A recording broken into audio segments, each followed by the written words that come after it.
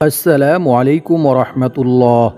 প্রিয় ভিউয়ার্স, সালামের উত্তর দেওয়া ওয়াজিব, তাই সকলেই কমেন্ট বক্সে সালামের উত্তর দিয়ে যাবেন। সম্মানিত ভিউয়ার্স, আজকের ভিডিওতে আলোচনা করব রাতে ঘুমানোর পূর্বে এশারের নামাজের পরে যেই ইস্তেগফারটি পাঠ করিলে আল্লাহ তাআলা আপনাকে অতি মূল্যবান 5টি পুরস্কার দান করবেন।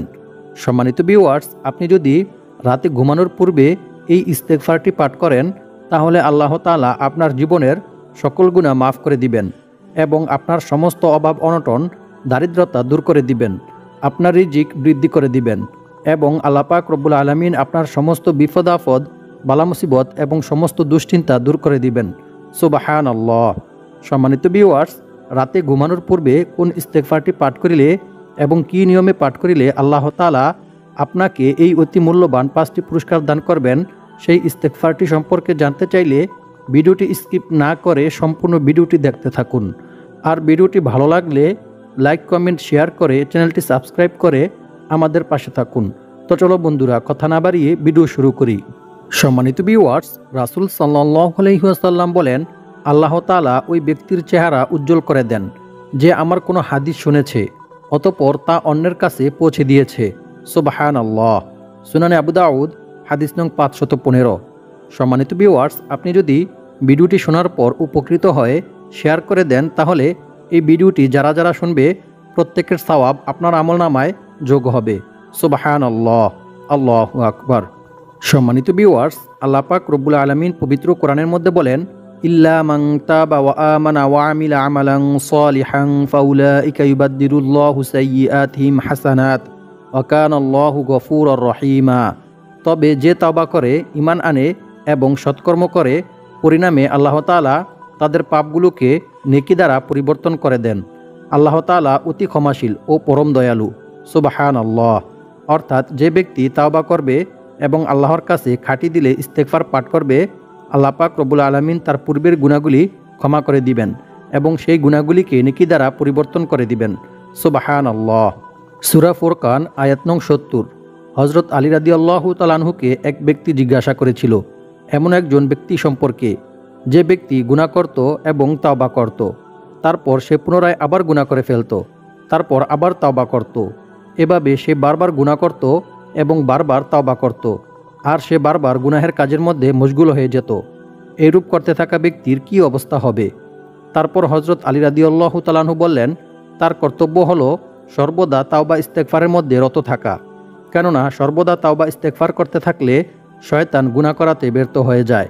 ফলে শয়তান বলতে থাকে, এই ব্যক্তিকে সর্বদা গুনাহের কাজে মশগুল রাখতে আমি অক্ষম, আর ফলে ধীরে ধীরে ওই ব্যক্তি গুনাহের কাজ থেকে দূরে সরে যায়। সুবহানাল্লাহ, আল্লাহু আকবার। সুতরাং আমাদের উচিত, যদি আমাদের দ্বারা ইচ্ছায় কিংবা অনিচ্ছায় কোনো গুনাহ হয়ে যায় তাহলে সাথে সাথে তাওবা ইস্তেগফার পাঠ করে নেয়া। সম্মানিত ভিউয়ার্স, গুনাহ করার পর তাওবা করা একজন প্রকৃত মুমিনের গুণ। মানুষের মাঝে গুনাহ করার পর তাওবা করার এবং আপন রবের কাছে ফিরে যাওয়ার ক্ষমতা আছে বলেই আল্লাহ তাআলা মানুষ জাতিকে সৃষ্টি করেছেন। এক হাদিসে রাসূল সাল্লাল্লাহু আলাইহি ওয়াসাল্লাম বলেন, সেই মহান সত্তার কসম যার হাতে আমার প্রাণ, যদি তোমরা গুনাহ না করতে তাহলে আল্লাহ তাআলা তোমাদেরকে ধ্বংস করে দিয়ে তোমাদের পরিবর্তে এমন এক জাতি দুনিয়াতে পাঠাতো যারা গুনাহ করত এবং আল্লাহ তাআলার কাছে ক্ষমা প্রার্থনাও করত, আর আল্লাহ তাআলা তাদেরকে ক্ষমা করে দিতেন। সুবহানাল্লাহ। মুসলিম শরীফ, হাদিস নং 2748।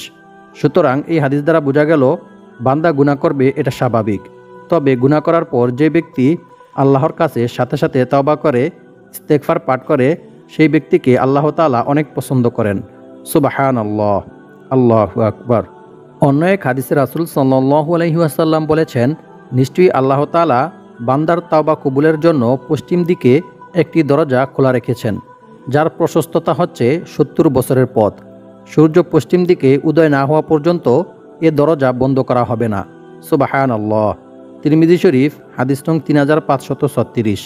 সুতরাং মানুষ যখনই আল্লাহর কাছে তাওবা করবে, ইস্তেগফার করবে, সাথে সাথে আল্লাহ তাআলা বান্দাকে ক্ষমা করে দিবেন। সুবহানাল্লাহ। আল্লাহ তাআলা চায় যে বান্দা সর্বদা আল্লাহর কাছে তাওবা করুক, আল্লাহর কাছে ক্ষমা চাক, আর এটাই আল্লাহ তাআলা পছন্দ করেন।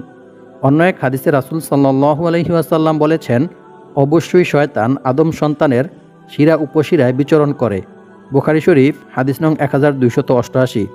অন্য এক হাদিসে রাসূল সাল্লাল্লাহু আলাইহি ওয়াসাল্লাম বলেছেন, আল্লাহর শপথ, আমি যা জানি তোমরা যদি তা জানতে তাহলে তোমরা খুব কম পরিমাণে হাসতে এবং অধিক পরিমাণে কান্না করতে, আর বিছানায় স্ত্রীদেরকে উপভোগ করতে না, বাড়িঘর ছেড়ে পথে প্রান্তে বেরিয়ে পড়তে এবং চিৎকার করে আল্লাহর কাছে কান্না করতে আর দোয়া করতে। হায়, আমি যদি মানুষ না হয়ে একটি গাছ হতাম এবং আমাকে কেটে ফেলা হতো তাহলে কতই না ভালো হতো।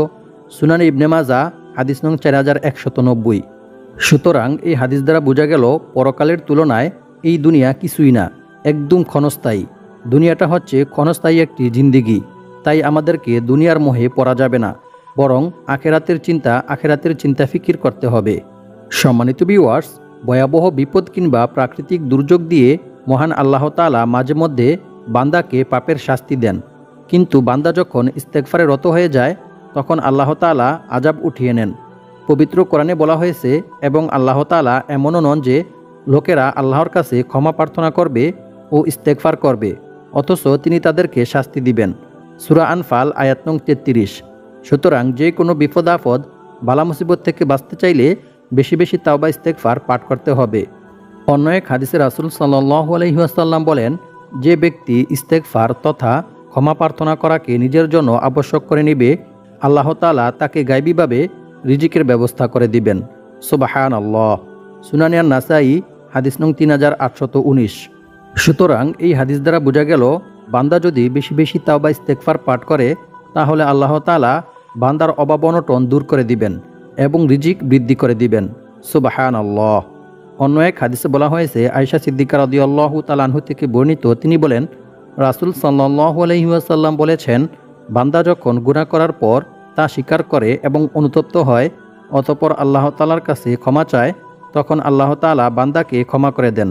সুবহানাল্লাহ। মিশকাত শরীফ হাদিস নং 2330।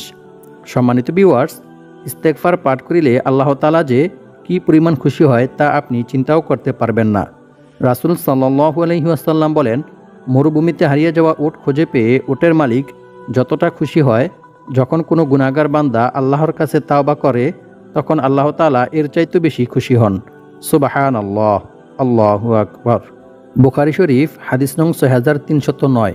সম্মানিত ভিউয়ার্স, এখন আলোচনা করব রাতে ঘুমানোর পূর্বে কোন ইস্তেগফারটি পাঠ করিলে আল্লাহ তাআলা আপনাকে অতি মূল্যবান 5টি পুরস্কার দান করবেন।